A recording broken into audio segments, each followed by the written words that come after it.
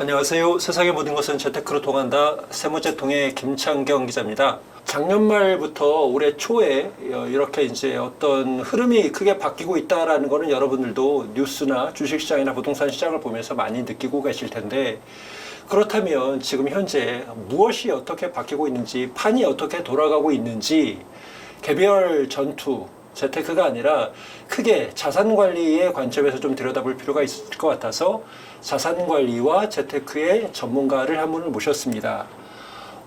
서기수 금융연수원 교수님이신데요. 이분 직함이 많아갖고 사실 뭐로 불러야 될지 어떻게 불러야 될지 잘 모르겠는데, 일단은 지금 현직 금융연수원 교수님으로 계시니까 교수님으로 부르도록 하겠습니다. 안녕하세요. 네, 안녕하세요. 반갑습니다. 교수님 안녕하세요. 저 반갑습니다. 굉장히 오랜만에 뵙네요. 네, 오랜만에 뵙습니다. 예. 일단은 이분이 재테크 분야에서 굉장히 유명하신 분이긴 한데 모르시는 분들도 굉장히 많을 거예요. 그래서 먼저 본인 소개를 간략하게 부탁을 좀 드리겠습니다. 네, 안녕하십니까. 예, 반갑습니다, 여러분들. 예. 저는 벌써 90년이네요. 1990년도에 뭐 은행에 입행해가지고 재테크 팀장으로 한 17년 근무하다가 지금은 몇몇 대학교하고 그다음에 한국금융연수원에서 겸임교수로 지금 강의를 하고 있고, 여러 뭐 언론이라든가 아니면 기업체라든가 강의를 통해서 많이 접하고 있습니다. 오늘 이 자리 불러주셔서 감사드리고, 귀한 시간이만큼 여러분들과 귀한 말씀을 나누도록 하겠습니다. 나오셔서 저희가 더 감사하죠. 별말씀을. 예. 그러니까 말씀하신 대로 금융연수원 강의도 하시고 여러 유명한 기업체들도 강의를 많이 하십니다. 그리고 다른 한편으로는 사실 이분이 그 문센, 그 문화센터죠, 백화점 문화센터, 그쪽의 스타 강사이시기도 해요. 굉장히 오래 강의를 하고 계신 걸로 알고 있어요. 네, 제가 한 23년 된 것 같습니다. 예, 그래서 우리나라 3대 백화점 문화센터를 다 강의를 했는데, 강의한 이유는 일단 초반에는 고객 창출이라든가 다양한 어떤 사례 발굴 때문에 강의를 하기 시작했는데, 지금은 어떻게 보면 거의 제 청춘을 거의 바쳤다고 할 수도 과언이 아닐 것 같고, 한 3만 명 이상의 수강생들을 겪은 것 같고, 남아있는 거는 지금 뭐 한 10,000명 정도의 카카오 더 SNS 친구, 그다음에 제 개인 카페하고 밴드 회원들이 아닐까 싶은데, 지금도 굉장히 다양한 분들하고 다양한 사례를 접하면서 많이 지금 만나고 있습니다. 그 3대 백화점, 그러니까 왠지 거기 강의 들으러 오시는 분들 중에 강남 사모님들 많을 것 같아요. 네. 그분들은 주로 어떤 데 관심이 많으세요? 그냥 다 모든 거를 다 관심 있다고 보시면 될 것 같아요. 근데 제가 이제 이런 말씀 드리고 싶은 게 뭐냐면, 뭐 대한민국 부자 보고서라든가 리포트가 많이 나오지 않습니까? 나오는데 거기에 보면 부자들이 많이 가입하는 금융상품이라고 보통 돼 있거든요. 근데 그 금융상품들이라는 게 그분들이 백지 상태에서 본인이 알아서 찾아가 가지고 이거 가입할래요 라고 해서 가입한 것도 있겠지만, 실제로는 각 금융기관들의 어떤 상품 판매 어떤 포커싱이라든가 어떤 전략이라든가 이런 거에 의해서 각 금융기관의 PB라든가 뭐 증권회사 직원들이 권해서 가입하는 경우도 많기 때문에, 실제로는 그분들의 가입에 대한 부분도 우리가 좀 귀뜸이 뭐 눈여겨봐야겠지만서도 각 금융기관들의 어떤 전략과 맞물려 가지고 듀얼로 같이 좀 보시는 게 좋을 것 같고요. 요즘에는 굉장히 좀 다양하게 관심을 많이 가지고 계시고, 원자재라든가 뭐 통화라든가 아니면 무슨 뭐 그림이라든가 뭐 금이라든가 점점점 이 폭이 아주 굉장히 넓어진다고 보시면 될 것 같습니다. 정보가 많다 보니 이제 관심 있는데도 점점 늘어나는. 그렇죠. 뭐 서기수 교수님에 대해서 소개는 여기까지 하고 오늘 본격적으로 좀 얘기를 시작해 보겠습니다. 사실 오늘 올라오기 전에 주식시장 잠깐 들어가다 봤는데 요 며칠째 계속 빠지고 있어요. 네네네. 좀 오늘은 일단은 큰 얘기부터 좀 들여다보자면, 뭐 미국에서 이제 테이퍼링 시작을 했고 조만간에 끝나겠지만, 그리고 이제 금리도 올린다라고 해요. 한국은행도 이미 올렸죠. 그래서 지금 전체 글로벌, 우리나라뿐만이 아니라 글로벌 금융시장이 뭐 엎치락뒤치락 지금 난리가 났습니다. 근데 우리 시장을 좀 디테일하게 보자면 사실은 지수는 계속 빠지고 있는데 개별 종목들 중에서 또 오르고 있는 것들도 꽤 보여요. 그렇죠. 그래서 이게 전체적으로 시장이 좀 이렇게 축소되고 위축되고 이런 것도 있지만 판 자체가 조금 바뀌고 있다라는 생각이 계속 듭니다. 그래서 근본적으로 뭐가 어떻게 달라지고 있는 건지 좀 설명을 해주시죠. 양극화라고 한다면 보통 뭐 우리 파레토의 법칙이라 그래가지고 20%라는 거를 기준으로 못 하지 않습니까? 근데 저 개인적인 생각은 20% 80%뭐 2대 8 아니면 이렇게 나오는데 이게 점점 위에 상위 하위가 점점 이렇게 좀 작아지는. 그러니까 가는 건 계속 가는 거고 속된 편으로 그다음에 못 가는 거는 계속 못 가는 건데 이 가는 거가 점점 더 날아가는 거죠. 예, 그죠? 그러니까 이 정도 날아갔으면 이제는 부동산이건 주식이건 뭐 훨씬 더 많이 날아가는. 이제는 부동산 같은 경우도 이따 말씀드리겠지만 뭐 한 30억, 23, 4억 정도의 가격이 예전에 우리 기자님처럼 우리 아신 지 오래됐지만 예전에는 뭐 10억만 있으면 노후 준비 됐다. 그렇죠. 뭐 아니면 뭐 한 10억 있으면 무슨 아파트냐 건물을 사지 이랬었는데 지금은 10억 가지고 뭐 언감생심이죠. 그래서 양극화란 말을 제가 솔직히 굉장히 잘 싫어하고 좀 꺼려하는 표현인데요. 너무나 이게 딱 면피성 멘트. 그러니까 멱살 안 잡힐 만한 멘트 아닙니까? 양극화까지 갈 것이다. 예, 그죠? 그다음 주식시장은 박스권 형성할 것이다. 제가 솔직히 좀 개인적으로 조금 좋아하지 않는 표현인데, 근데 어쩔 수 없이 그 표현을 쓸 수밖에 없는 시장이 점점 되지 않느냐라는 생각을 하고 있고요. 예, 그래서 훨씬 더 많이 갈 수 있는 거를 잡을 수 있는 어떤 그런 시야, 그죠? 그 다음에 이 중간에서 머무르다가 치고 올라갈 수 있는 종목이라든가 이런 거를 발굴할 수 있는 그런 능력, 그런 거를 키워야 되는 게 지금 올해 1년 동안의 화두가 아닐까 싶고, 제가 보기엔 또 그런 기회가 올해 두세 번 정도는 오지 않을까라는 생각을 하고 있습니다. 이게 다른 분들 표현으로는 가두리약 시장처럼 가두리에 가둬 놓고 떨어지는 놈은 주구장창 그것보다 더 떨어지는 거고 그 중에서 올라가는 놈들만 몇 놈만 올라가는 그거를 말씀해 그렇죠. 주신 것 같아요. 네. 자, 주식 얘기를 좀 해봅시다. 지금 보면 작년에 한참 좋았던 그 성장주들 있잖아요. 네네. 그거는 좀 이제 위축이 돼갖고 좀 빠지는 모습이 나타나요. 그리고 그 안에서 한 지난 몇 년 동안 막 죽을 쓰던 무슨 철강이니 조선이니 자동차니 이런 것들은 좀 버틴다거나 조금 고개를 드는, 그러니까 이런 구닥다리 제조업 주식 중에 고개를 조금 드는 게 굴뚝주라고 그러죠. 그렇죠. 예, 예. 굴뚝들이 전통적. 좀, 보입니다. 그러면 시장이 약세장으로 가도 갈놈들은 간다는 얘기인 것인지, 아니면 그리고 이 간다는 갈놈들이 작년에 성장주에서 굴뚝주로 조금 바뀌는 패턴이 나타나고 있는 것인지, 올해 좋아지는 업종이나 어떤 섹터가 특별하게 딱 보이는 것들이 좀 있는지 좀 말씀해 주시죠. 이런 것 같아요. 성장주가 약간 수급에 의해서 약간 지금 주춤하고 있지만 계속 한 5년 정도 이상은 계속 우리가 봐야 되지 않을까 싶고요. 예, 명확한 성장주에 대한 관심 있어야 되는 종목 같은 경우는 뭐 전기차라든가, 전기차 안에서 2차 전지라든가, 뭐 최근에 주가가 빠지는 게 이제 LG 에너지 솔루션에 대한 어떤 청약 준비금이 좀 나오면서 어차피 내가 가지고 있는 주식을 좀 팔아서 돈을 쟁여놓고 있어야지만 청약을 하는 거 아니겠습니까? 그죠? 그래서 그런 부분도 있었고, 그다음에 수급에 대한 부분도 있었고 해서 조금 요즘에 주춤하고 있는데, 이런 말씀 드리고 싶습니다. 위험이라는 거는 이건 대학생들, 경제학과 학생들이 배우는 내용인데, 체계적 위험이 있고 그다음에 비체계적 위험이 있죠. 그래서 보통 체계적 위험은 국가 전체 위험이죠. 뭐 전쟁이라든가 테러라든가 뭐 천재 지변이라든가 금리 인상 같은 거. 예. 그러니까 어쩔 수 없는, 그러니까 그 종목이 나빠서가 아니고 어쩔 수 없이 시장 전체가 와르르 무너지거나 주춤하는 그런 위험을 보통 우리가 체계적 위험이라고 그러고, 비체계적 위험은 이제 반대죠. 그 회사만의 문제, 어떤 뭐 최근에 어떤 뭐 회사 대표 창업주라든가 뭐 CEO들의 어떤 문제라든가, 아니면 무슨 노사분규라든가, 뭐 아니면 무슨 뭐 고객들의 무슨 불매운동이라든가, 즉 분산 투자로 회피가 가능한 위험을 비체계적 위험이라고 그러고요. 그다음에 분산 투자가 안 되는 위험이 체계적 위험인데, 무슨 말씀이냐면 전 세계적으로 아니면 국내라도 시장 전체가 와라라 무너지는 이 체계적 위험일 때 그때 딱 줍줍할 수 있는 종목들을 미리 좀 정해놓자라는 거고, 그죠? 예. 그런 종목들에 있어서 명확하게 누구나 아는 진짜 초등학생들도 알 수 있는 전기차 업종이라든가, 아니면 뭐 대체에너지라든가, 대체에너지면 다 아시죠, 여러분들?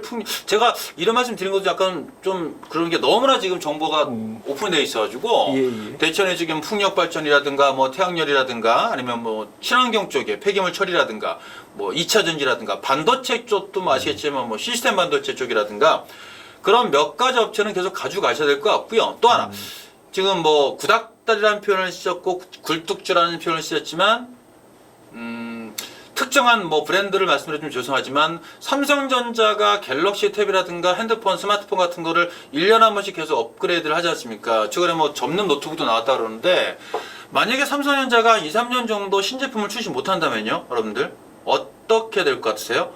쉽지 않을 것 같은데, 그죠? 근데 여러분들 혹시 새우깡 과자가 나온 지 얼마나 되는지 혹시 아세요? 제너하고 비슷한 걸로 알고 있어요. 그죠? 네. 예. 브라보콘이라든가, 예, 그죠? 예. 아니, 무슨 우리 전통적인 우리 드링크 있지 않습니까? 그거죠. 그죠? 그러니까 무슨 말씀이냐면, 저도 이제 가끔 바쁠 때 이제 가끔 왠지, 오늘 그게 땡겨라는 과자라든가, 음료라든가 있지 않겠습니까?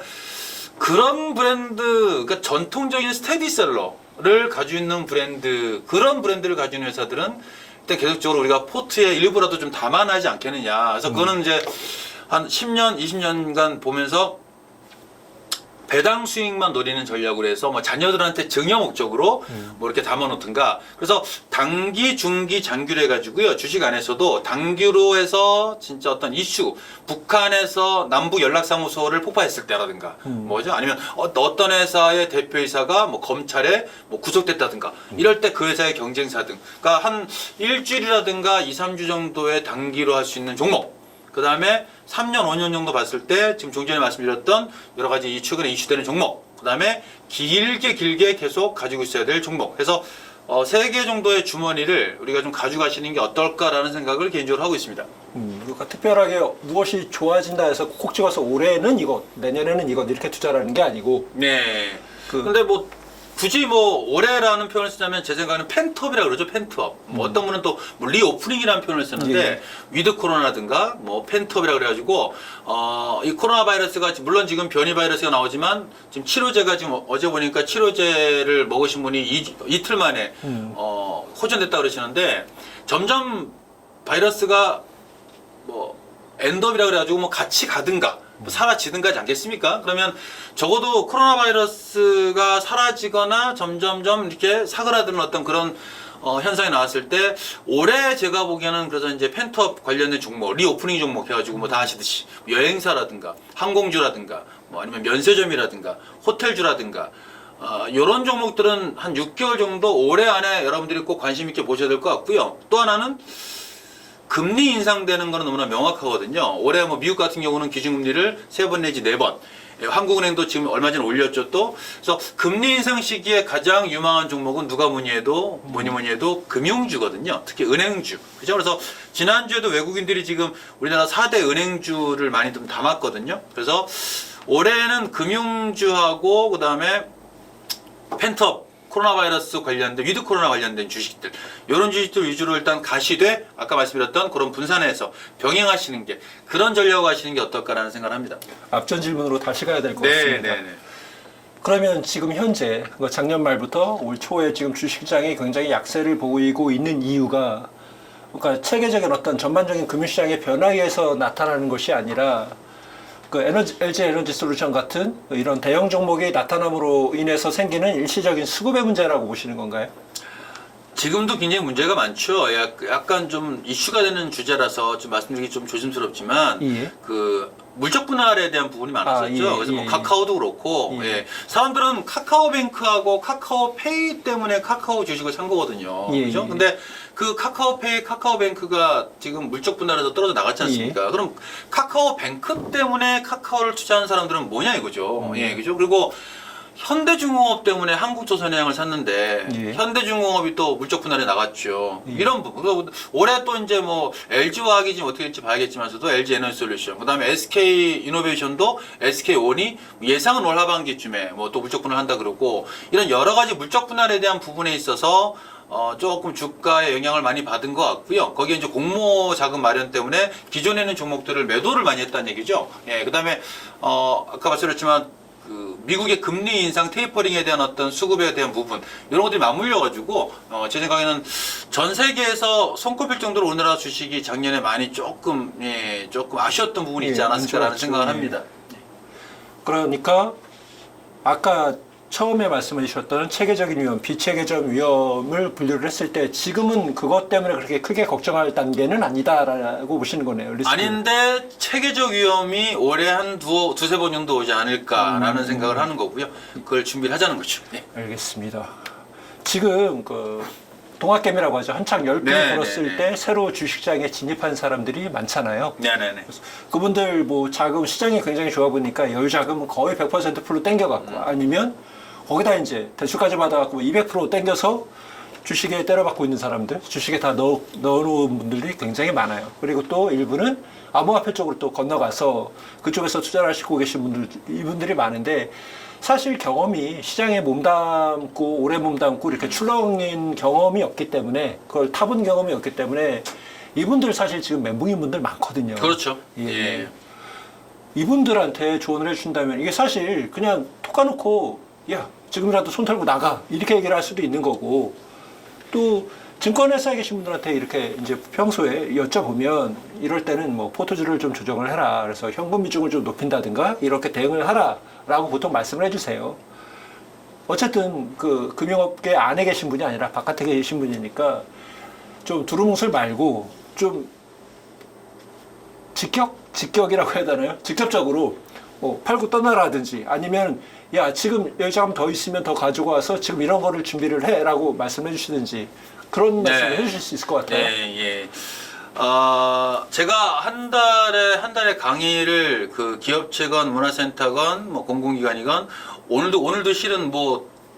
그룹사 퇴직 임원분들 지금 이렇게 끝나고 강의가 있거든요. 근데 예.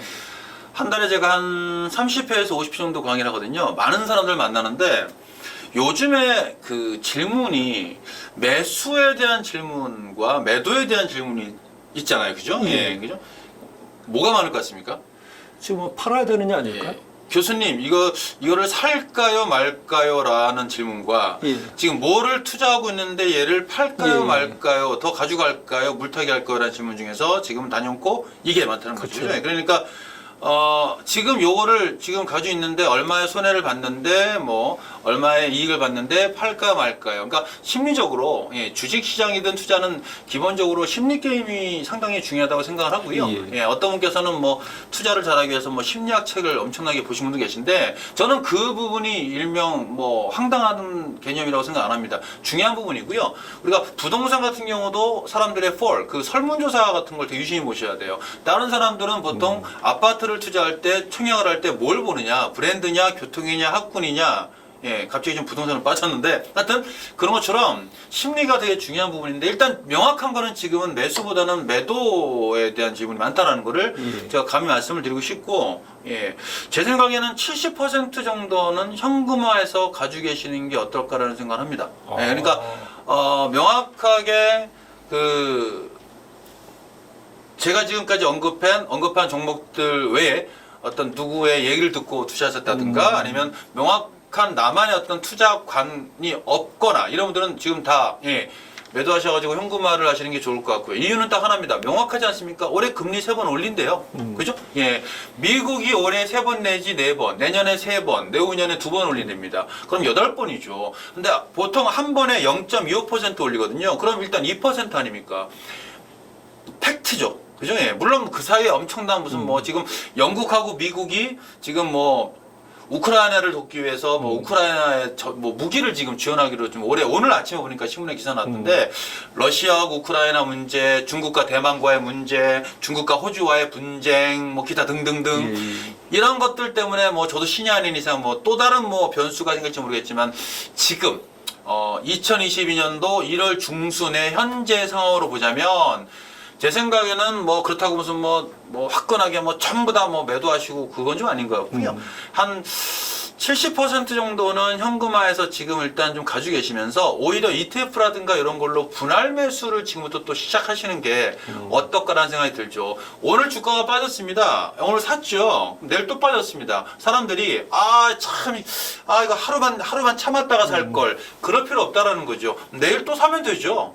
모레 또 빠졌습니다. 모레 또 사면 되죠. 뭐 까짓 거. 그래서 그런 식으로 오히려 지금은 차라리 매도자들이 많을 때 요 매도자들의 이걸 잡아서 오히려 나는 분할 매수를 지금부터 하는 것도 어떠냐라는 유튜브에서 이런 표현을 쓰는 게 좀 맞는지 모르겠지만 제가 싸부작이라는 표현을 많이 쓰는데 싸부작 지금은 분할 매수를 호시탐탐 노리는 대신 한 70%는 현금화, 출동 준비하시라는 얘기죠. 그런 거를 제가 말씀을 드리고 싶네요. 어쨌든 100% 갖고 있는 사람은 팔아야지 그 다음에 대응을 할 수 있는 부분인 거니까. 그렇죠. 예. 판다라는 거는 평가 손실이 실제 손실로 굳어지는 거니까. 사람들이요, 예. 내가 매수한 가격을 기준으로 본다니까요. 예. 아니죠, 여러분들.